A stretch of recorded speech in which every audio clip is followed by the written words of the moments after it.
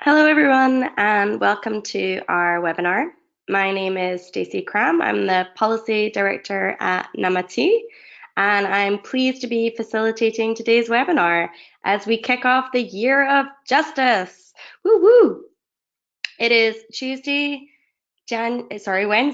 January 23rd, and today we have come together to discuss how we can leverage a number of global moments tied to the Sustainable Development Goals to bring about policy changes which increase access to justice. Today we have 278 webinar registrants joining us from over 7 countries, so welcome to everyone. We are joined by my colleagues Abigail Moy, who's the Network Director, and Coco Lammers, our Campaigns and Advocacy Officer, who will be presenting on some of our new policy briefs and accompanying action pack. Michael, Madeline, and Mohammed from the Network team will field your questions and help with the logistics of this webinar. So if Abby and Coco, if you want to turn on your cameras and say hello to everyone. Thank you, guys. That's all of our high-tech camera-ness for this presentation so far. I'd also like to take a moment to introduce the Global Legal Empowerment Network, who is helping run this webinar today. The network is a growing community of more than 1,700 organizations and 6,000 individuals from around the world who are working to advance justice. Members include human rights activists and grassroots organizers, advocates and educators, lawyers and community paralegals, researchers, policymakers, and public servants. Through the network, these practitioners are able to come together and collaborate and learn from each other, both online and through in-person events. We share ideas, challenges, best practices, and resources.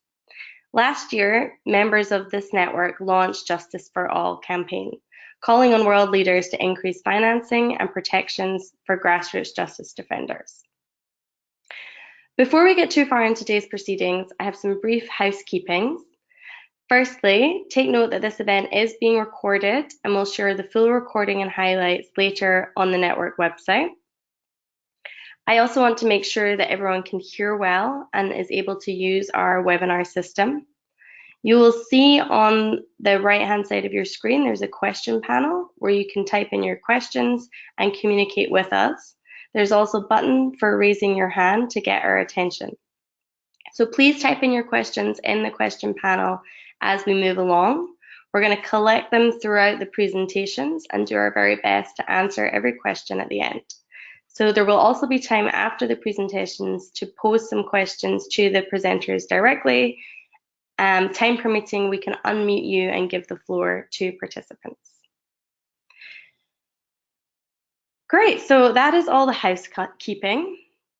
Now we are turning to the Year of Justice, 2019. We are claiming it as a community. And why is this?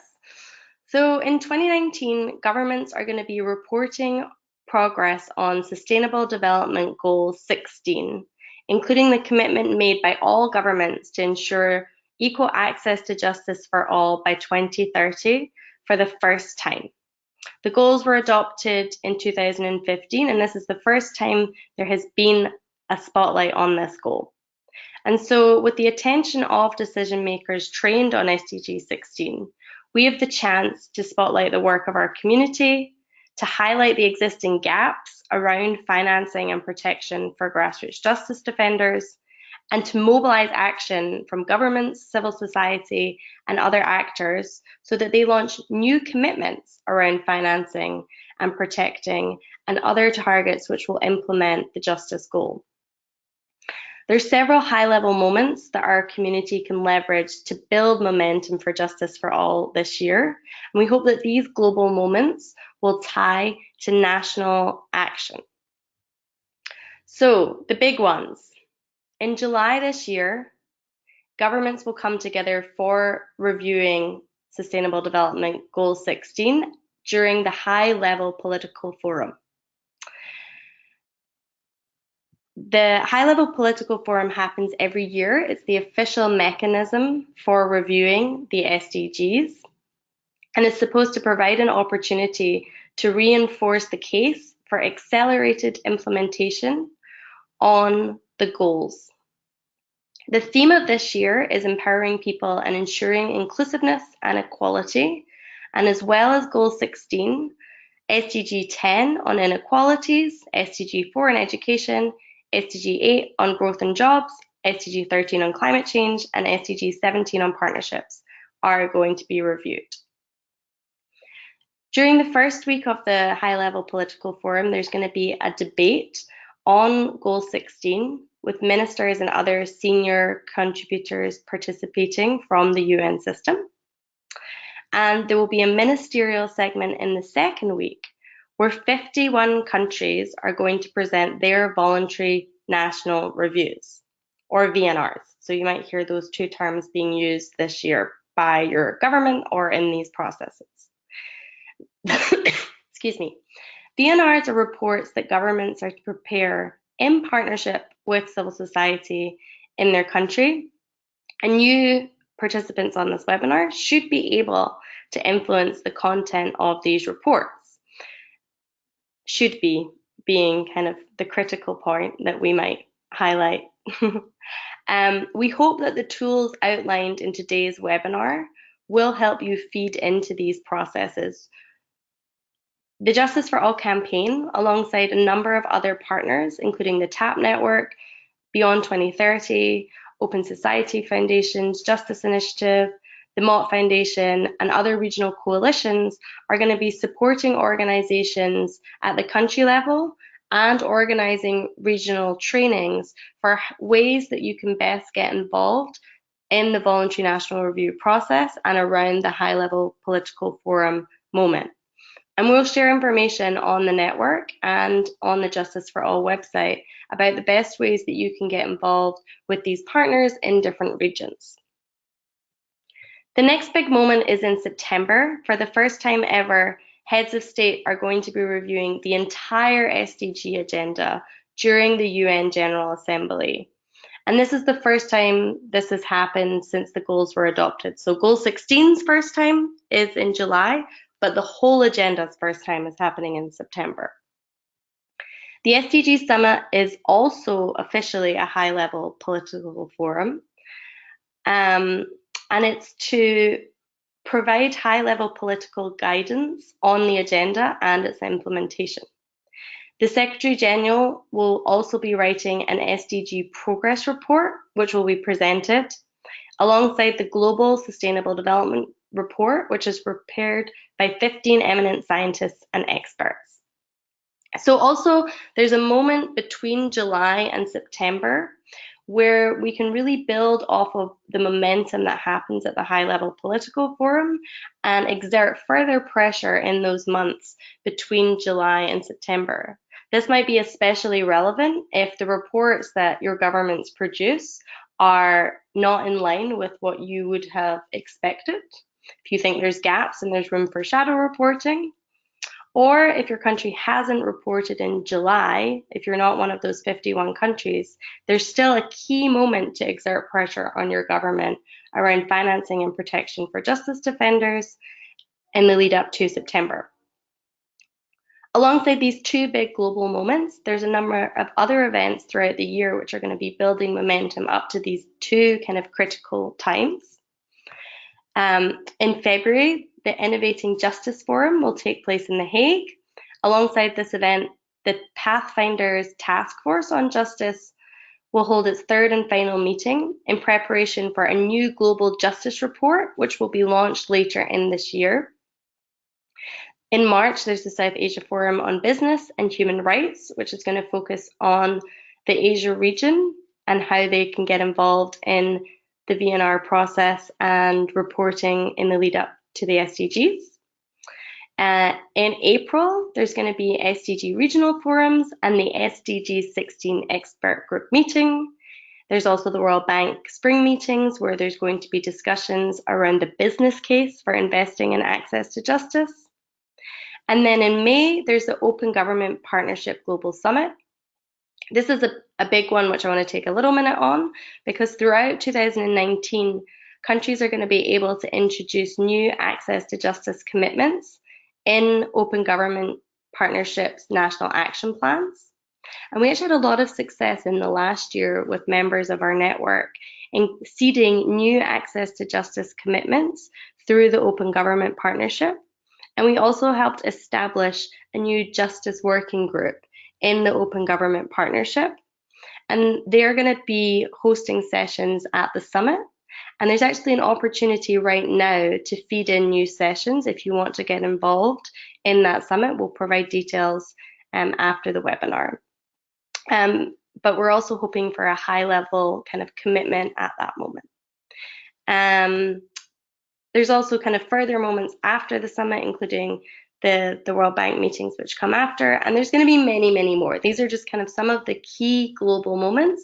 There's so many more regional moments happening, and we just want to kind of flag everything that is going on.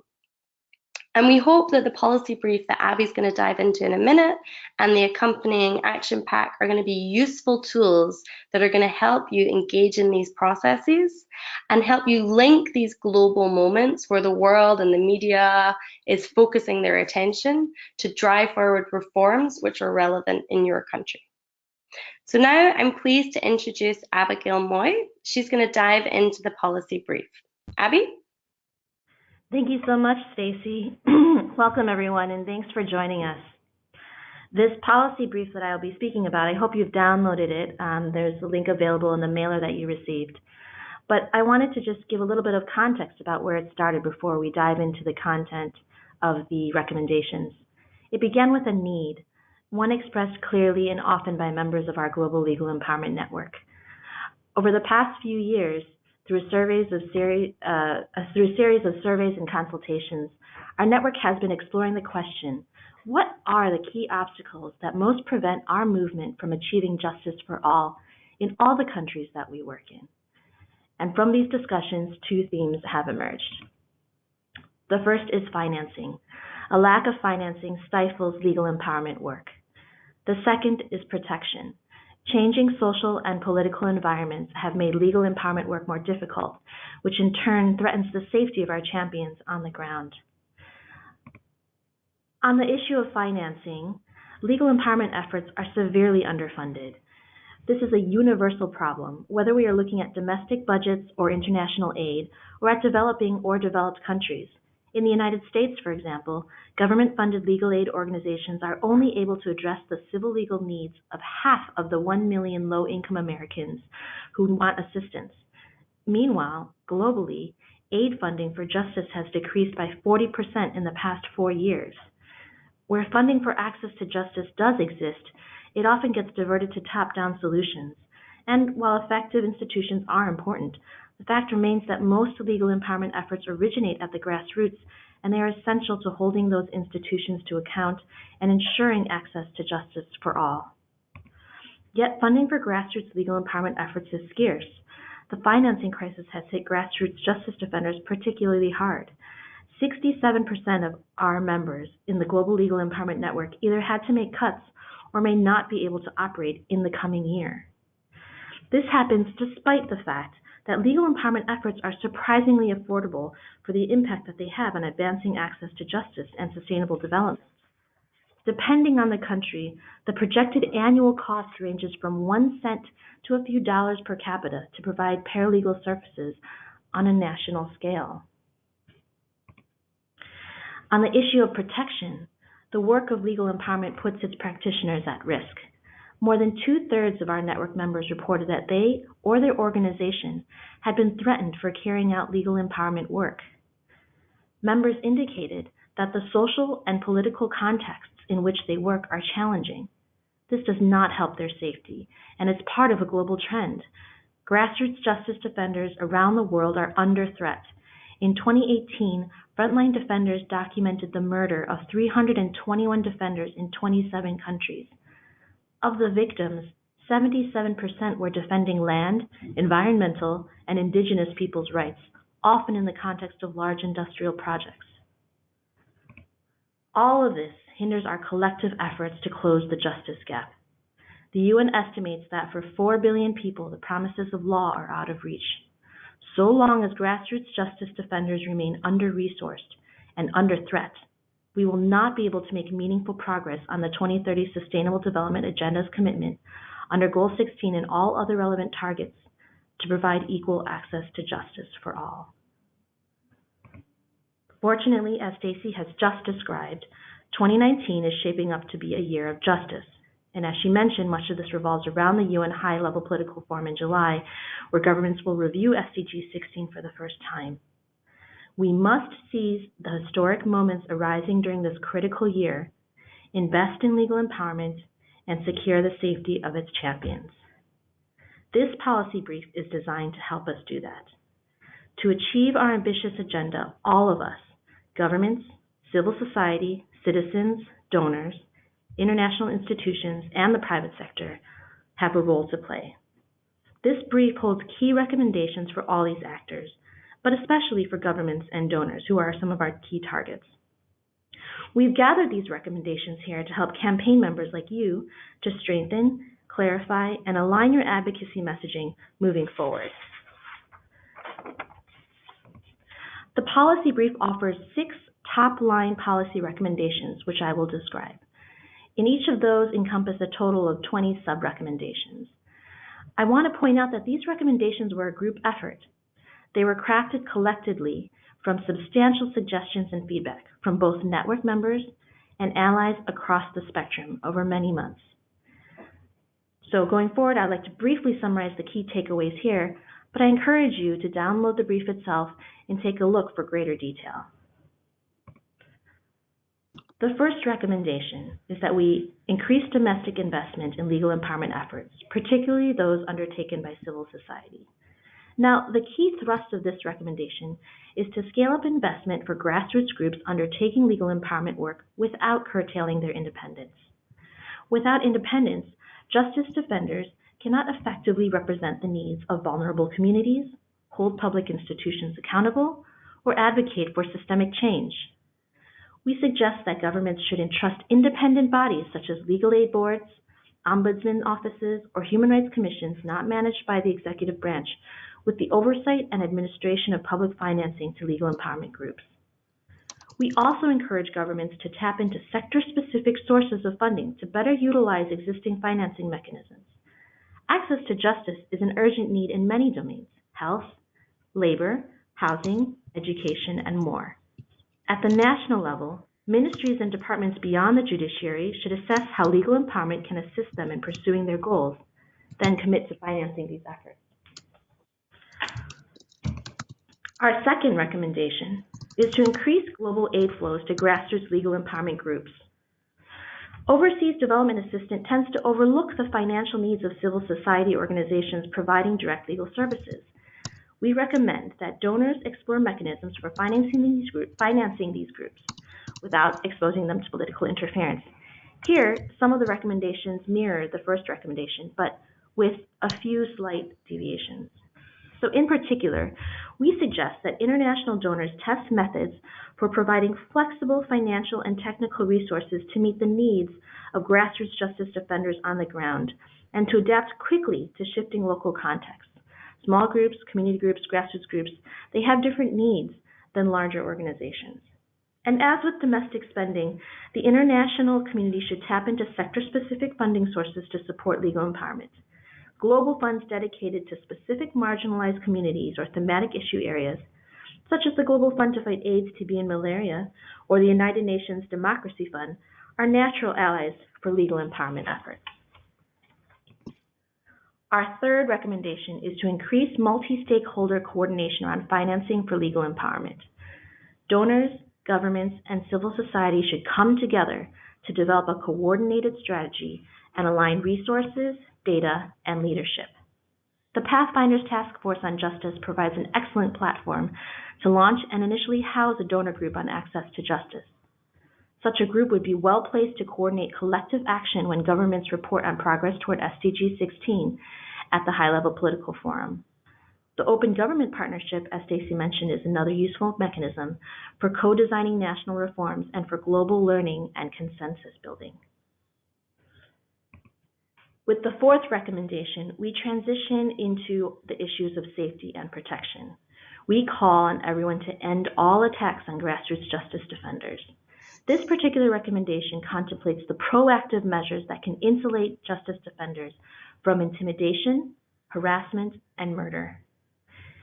Key to this effort is creating an enabling environment for grassroots justice defenders and ensuring that civil society space is protected. During the course of their work, justice defenders are often harassed or attacked for representing communities against powerful interests. Sometimes policies restrict their ability to operate or receive funding. However, states must fulfill their commitment to protect civil society space and create and maintain a safe and enabling environment in which civil society can operate freely, in line with the 2016 UN Human Rights Council Resolution on Civil Society Space. We also recommend improved documentation and reporting on violations against grassroots justice defenders, which can feed into the Universal Periodic Review process and SCG voluntary national reviews. A lack of evidence and reporting on violations against grassroots justice defenders limits understanding of the scale of the problem and how best to curtail it. Our fifth recommendation is to end the criminalization and litigious harassment of grassroots justice defenders. Here we recommend the prohibition of lawsuits whose main purpose is to harass grassroots justice defenders.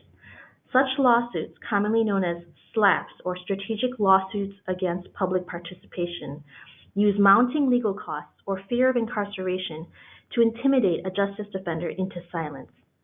A number of countries, including the Philippines, have passed legislation or rules of procedure denouncing and prohibiting such lawsuits.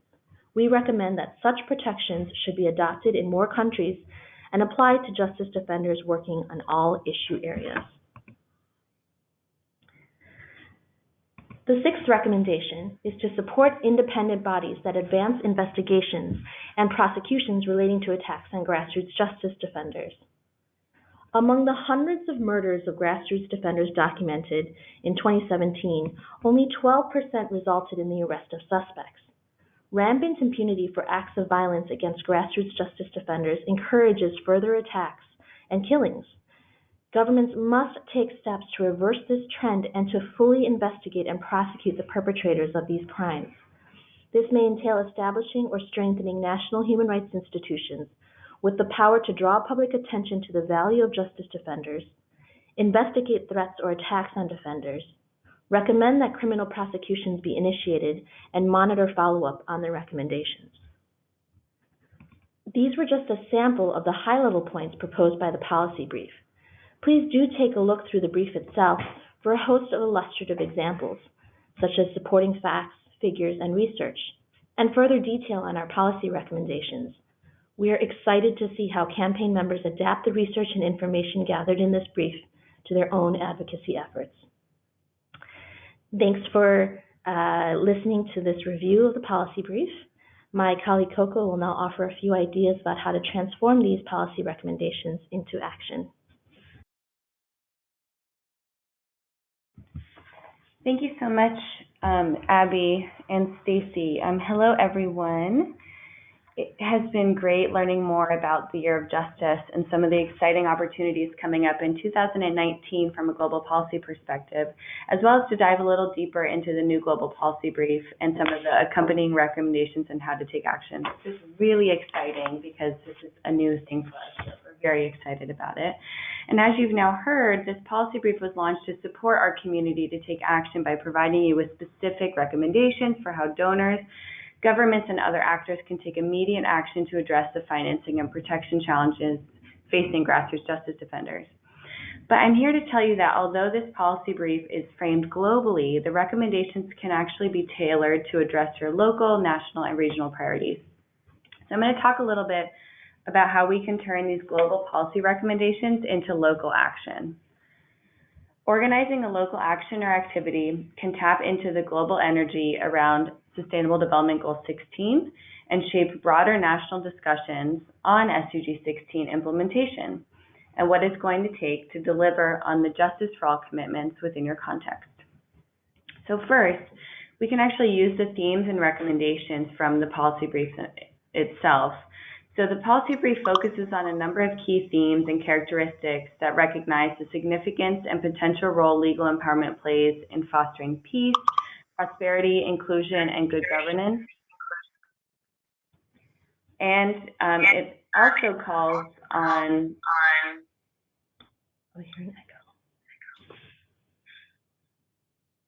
governments and donors and An echo, so we're trying to fix that.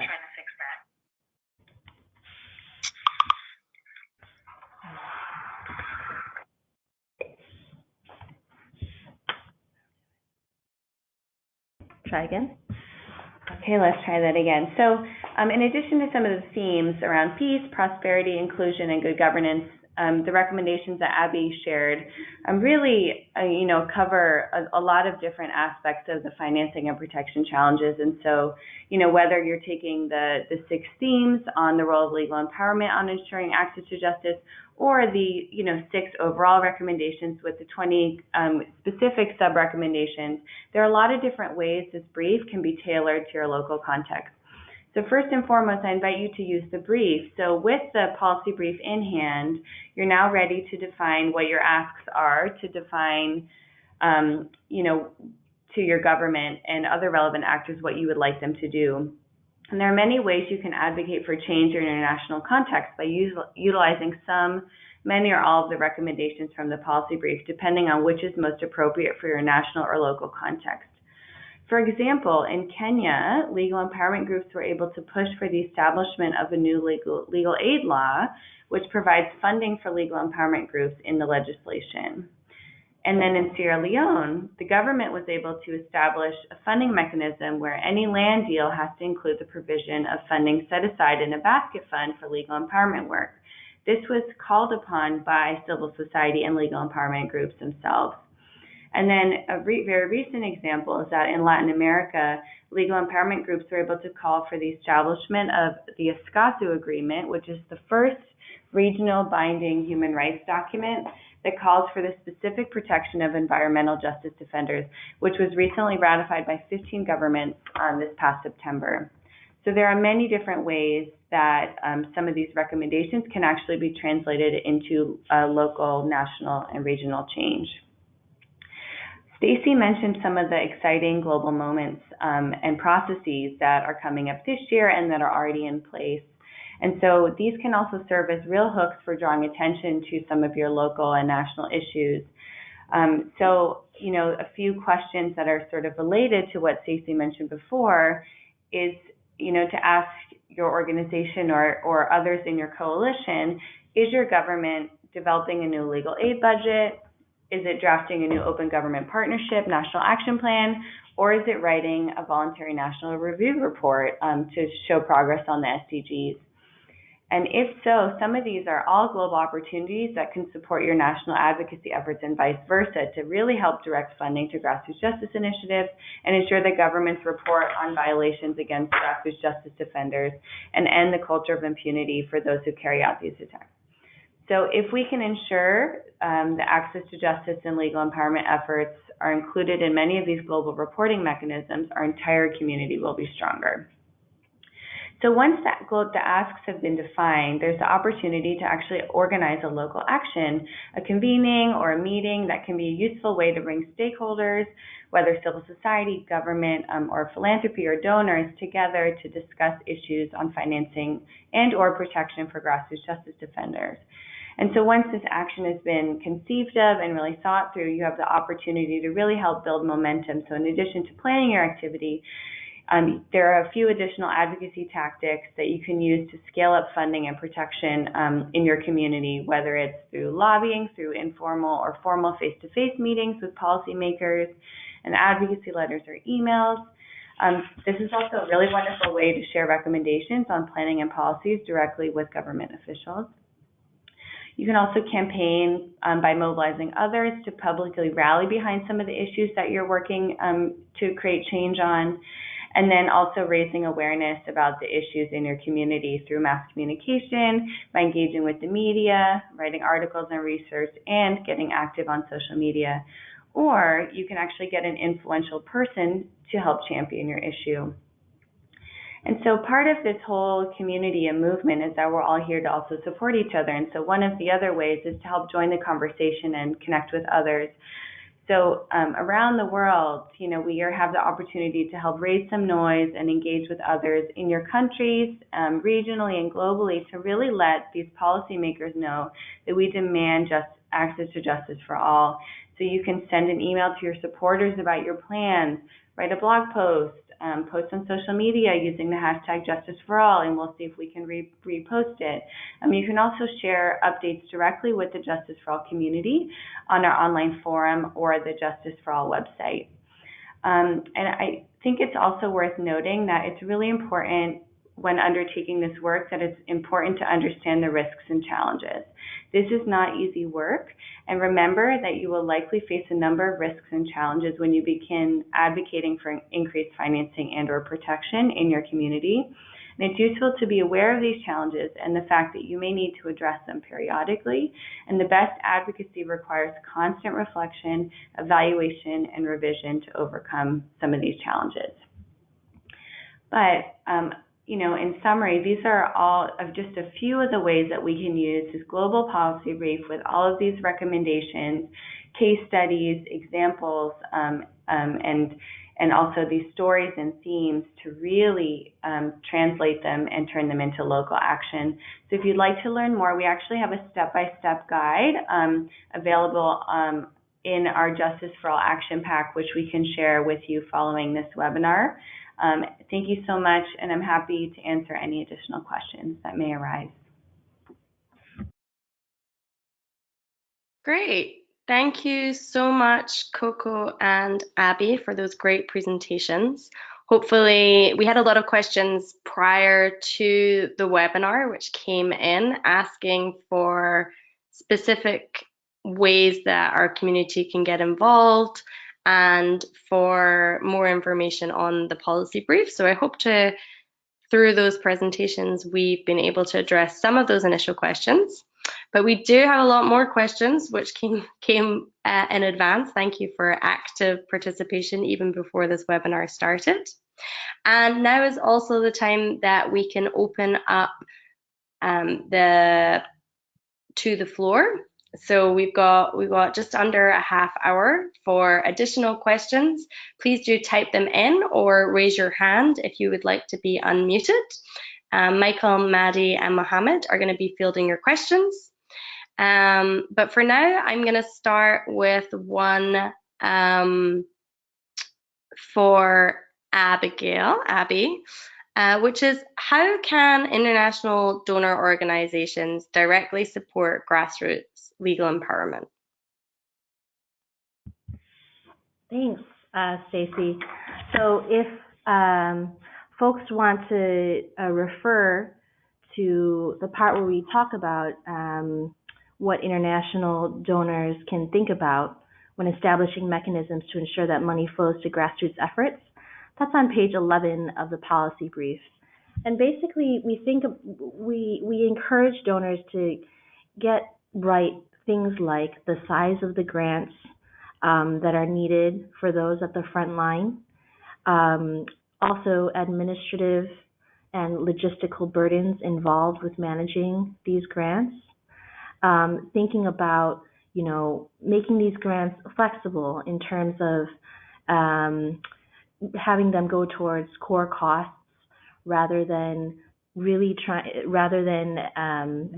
them to specific activities or purposes, which really makes the activity on the ground less holistic and therefore less responsive to the needs of communities. We also suggest that where possible, you try and protect the independence of the work of grassroots justice defenders. So rather than, say, channeling money through government mechanisms that put civil society under the control of or influence of certain political influences, trying to insulate them from those kinds of pressures. We suggest a couple interesting models. There are, for instance, a few foundations, international foundations that focus on supporting grassroots efforts, like the Fund for Global Human Rights, which have at this point distributed nearly $84 million to more than 680 on-the-ground human rights groups We also asked donors to learn from governments who are testing new mechanisms for financing work at the grassroots. So, for instance, the government of Indonesia, which in the last few years passed a legal aid law recognizing community paralegals and allocating budget for their work. It's been a rough start because it's kind of like a piloting effort, and maybe the first few renditions of the system have been not as efficient, but they are working with civil society to explore ways to ease the process for getting funding for legal aid providers, and that includes simplifying the process for registration, simplifying reimbursement procedures, and addressing cumbersome criteria required to be eligible for funding. So we provide a couple different examples there and a couple different guidelines, but in reality, there's a lot that international donors can do to make the financing situation more appropriate and palatable for grassroots groups. Great, thanks, Abby.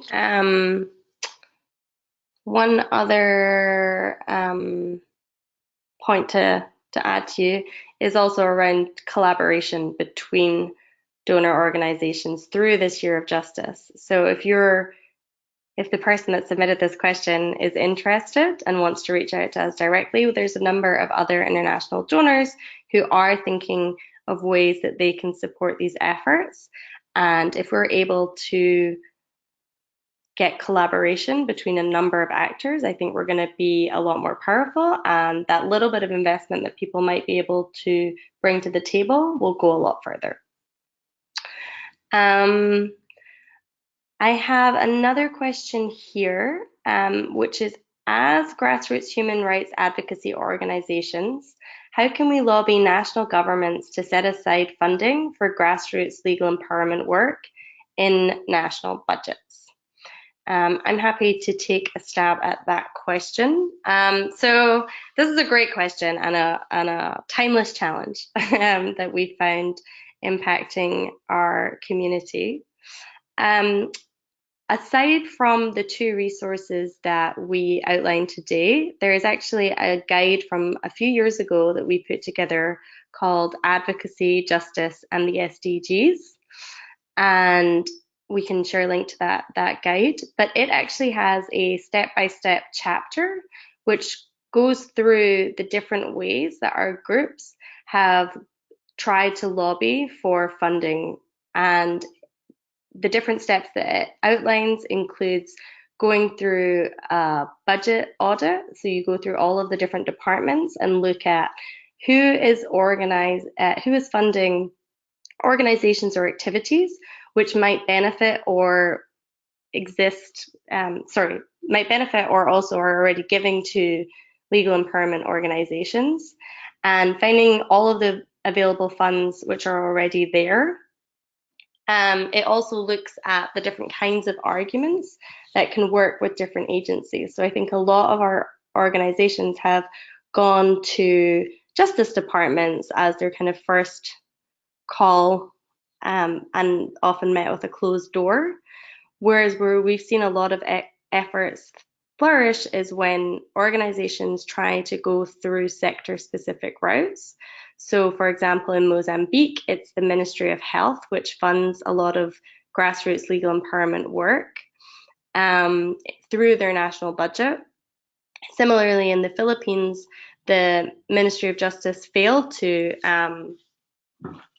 fund paralegals and actually didn't want to fund them, but they did see great support through the agrarian department. And so really being creative and finding those champions within government where you might be able to access a little bit of financing and then be able to show how your work is helping to improve the outcomes of that department. Ultimately, most governments want to be able to show that they're doing a good job. Not all, unfortunately, but if you're able to help them show that they are delivering on their objectives, then you're much more likely to be able to access financing. So alongside the policy brief and the action pack, I would encourage you to look at that resource. And there's a lot of discussion on our network around this very topic. So please do continue to engage. We have a question from Nigeria, and I lived there, but I'm sorry, I'm gonna be terrible on your name. So this is from Gabuzo Orami, from Enugu, and they're wondering, please, how can one convince government in the local level to be actively involved in legal empowerment rather than hoping of national governments always? Coco, do you want to take a run at experience at the local level, or Abby? Hi, thank you so much for your question. I think that your point is really well taken in terms of the fact that, we can't always just hope and count on national government support. And one of the things that has worked quite well for a number of legal empowerment groups is working with our government, which then ultimately leads to funding, has been to really show the value add of engaging in legal empowerment work, not just as a part of the justice sector, but actually thinking about it in a more holistic way. So also thinking in terms of, public service delivery, ranging from health to education to the protection of environmental services and things like that. And so I know that, for example, in Mozambique, the government has actually, because of the work of paralegals and because they were able to see that paralegals were actually serving a really critical role in helping with service provision and service delivery for health services, that they were actually willing to fund some of these programs through their health budget, so not just their justice budget.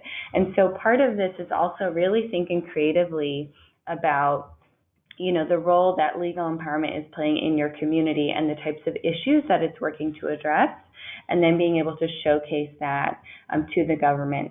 And an additional component to that, which is quite important, I think, is the data piece and having data to really be able to show the government that this work is making a difference.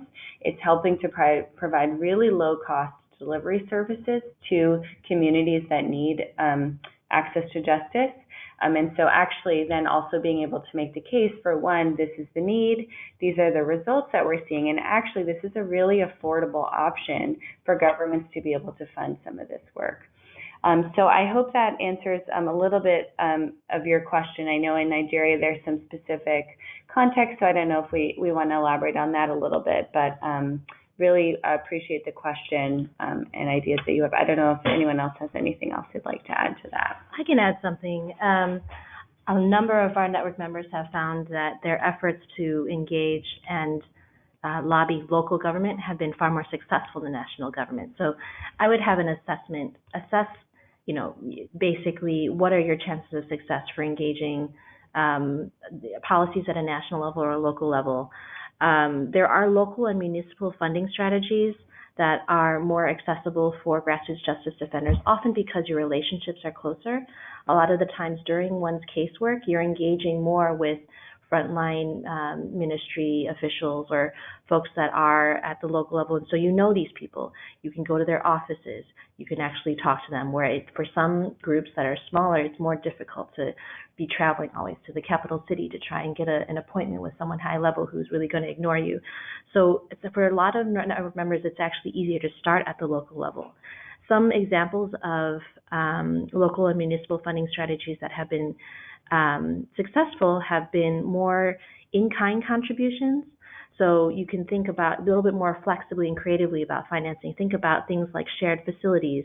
In South Africa, for instance, the Zola municipal government pays rent and utilities for its local community advice office.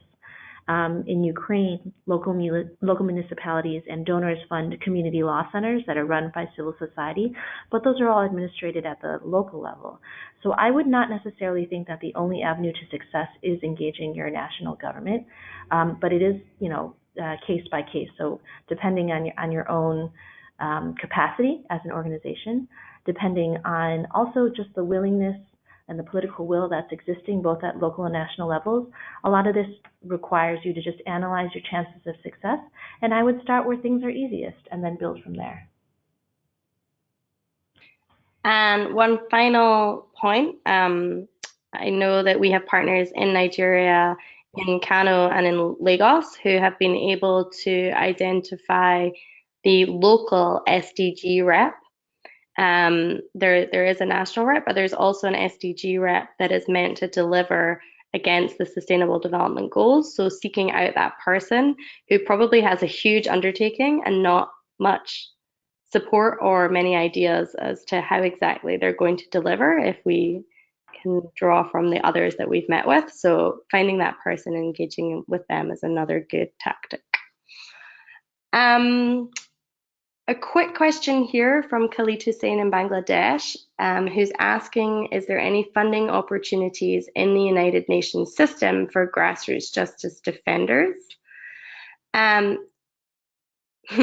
Short answer is there is no specific financing mechanism which is available through the UN system, but there are a number of kind of small funding opportunities from UN agencies such as UNDP and UN Women.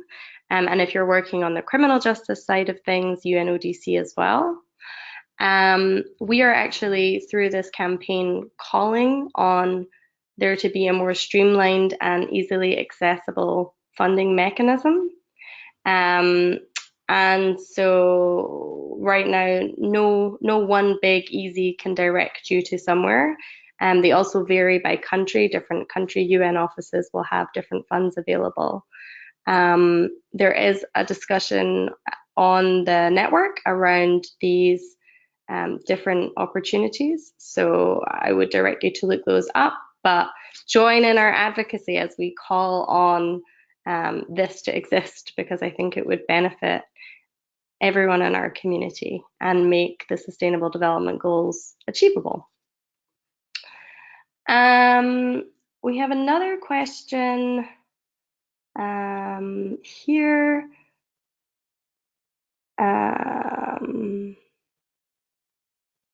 Sorry, I'm jumping around. We've got a lot of questions. The one on, I work for a government organization. How can I advance these issues internally? This is a great question, and I'm so excited to see it on the list. Welcome to our government allies. We know that you exist. We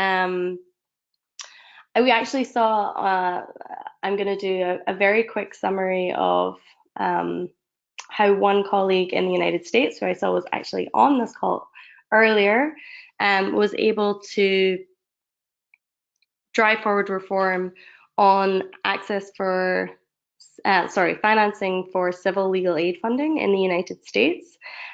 She sat in the Ministry of Justice or Department of Justice, it's the US, sorry, the DOJ, and was able to kind of capitalize on the global momentum of the SDGs, recognizing that their own country was going to be asked to report on how they were making progress. And so made Goal 16 and SDG 16 a national priority, and had the government announce at the initial UN summit where the SDGs were adopted that the US was going to support an interagency roundtable to support legal aid in the United States, which ultimately brought in 23 different federal agencies, all who benefited from civil legal aid. So housing, veterans affairs, health, education, all of these different agencies, and looked at, went out and met with colleagues in all of these different agencies, found out, what was it that they were trying to achieve and accomplish, and how could investing and coordinating on legal aid actually help their outcomes. So, if you're having a health problem, often that leads to all sorts of other legal problems, or if you're having a legal problem, it can lead to all sorts of health problems. And so finding these overlapping issues and working with colleagues to come up with a shared strategy also help generate momentum. Often those who are working in smaller, less well-funded ministries have less ability to kind of impact large executive initiatives. So I would invite that person to look up the LAIR initiative. The government of Canada has actually used that as a model to try and push forward reform in Canada.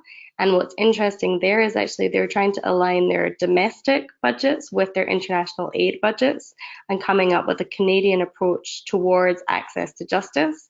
So it's kind of taken that initial model and added a new twist to it. Right.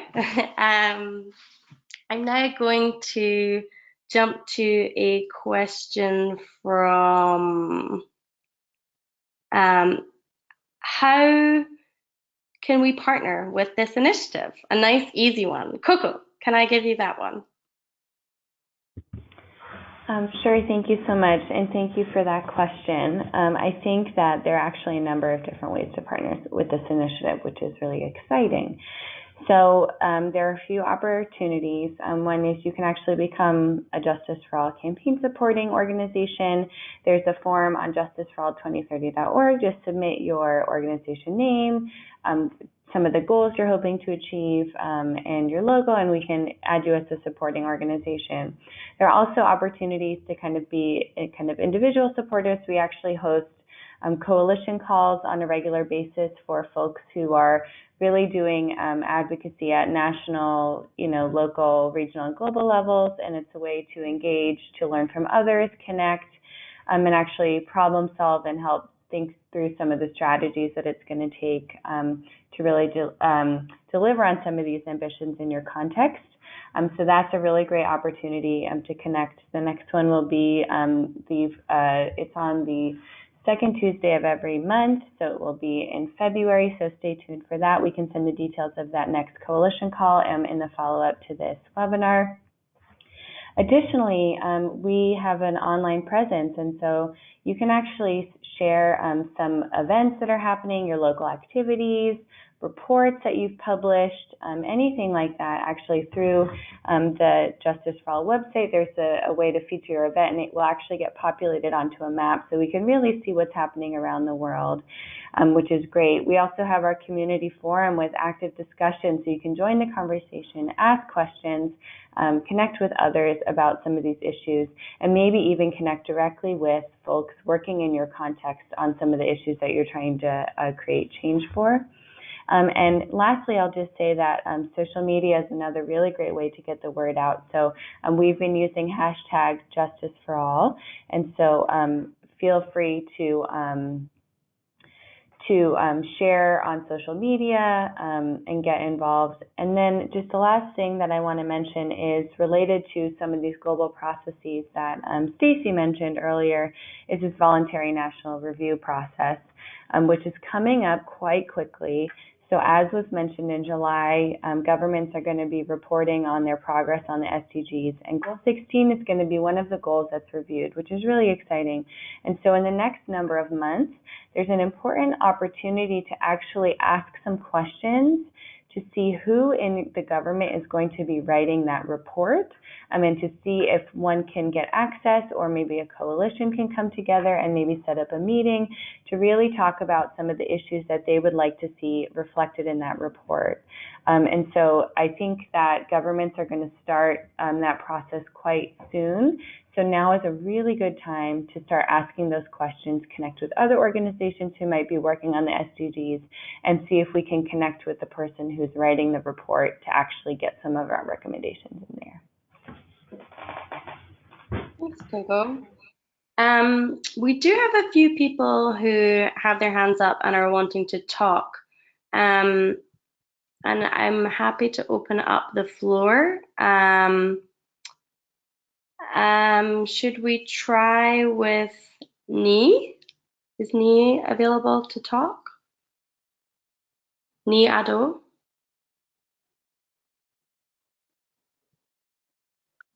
Hello, can you hear me? Yes.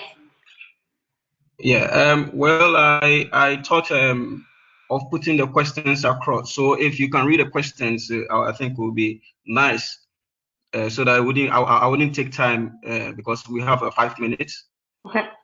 Okay, we can do that.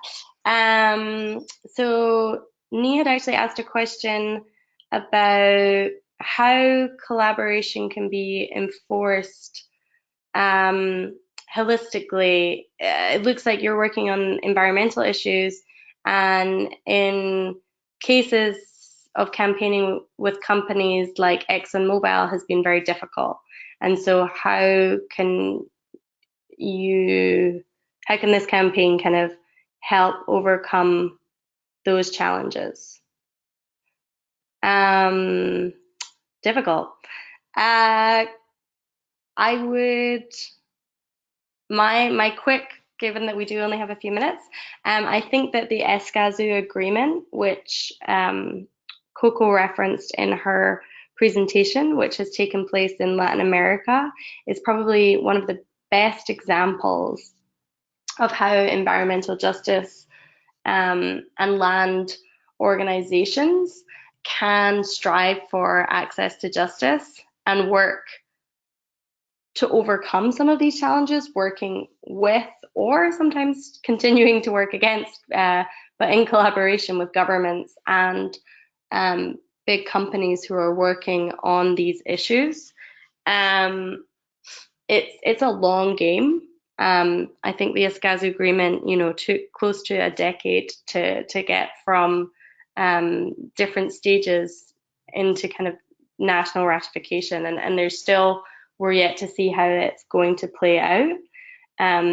But it's worth looking at the history of that campaign and how civil society was able to really overcome challenges in ways that I haven't seen work in other places. Another interesting example from a different continent is in Sierra Leone.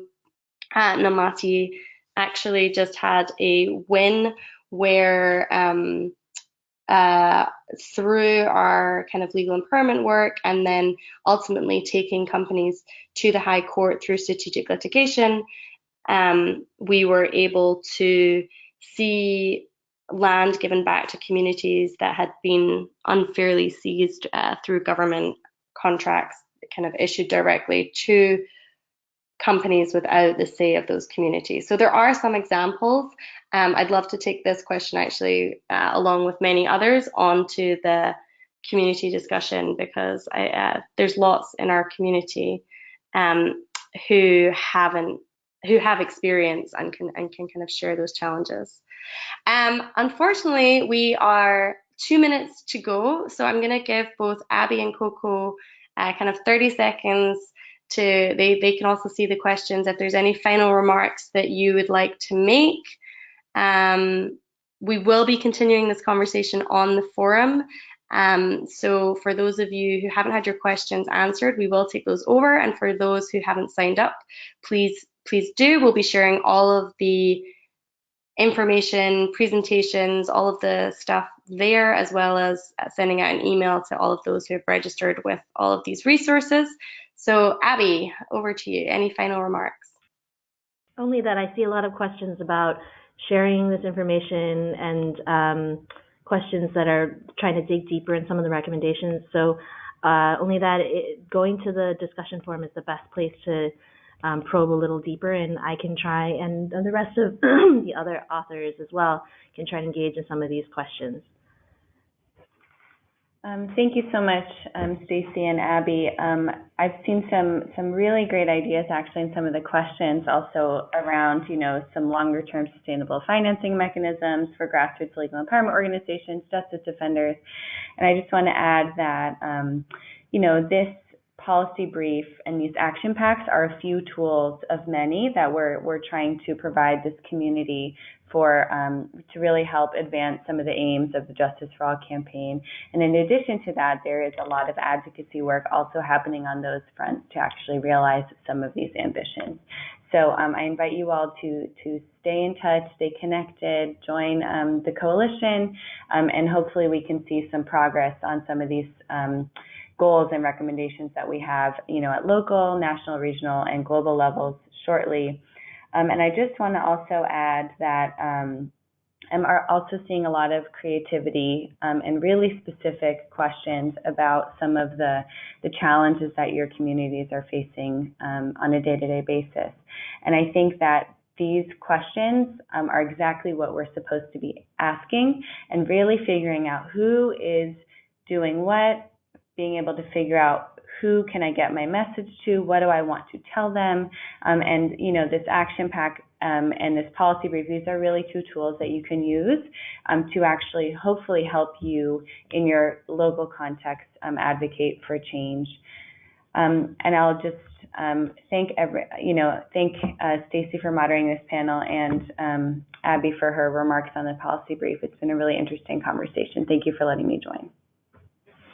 Great. Well, thank you all. This brings us to the end of the webinar. Thanks for the excellent questions, for the points raised. I am feeling pumped and I have the flu. So yay for the Year of Justice. Thank you for the active participation, and to Madeline, Michael, Mohammed for fielding your questions. Thanks to Abby and Coco for your incredibly informative presentations. We've learned a lot today on how to leverage our advocacy work around this year and around key global and regional events. But this is really just the tip of the iceberg. I look forward to working with everyone as we grapple with this over the coming year. If you enjoyed the webinar, we highly recommend that you join us on the community forum to continue the conversation. And if you're not a member, the network is open to all and free. So please log in and join so we can keep learning from you and keep the conversation going. And we will be in touch by email to share the link to the full recording of today's proceedings. So thank you, everyone, and goodbye.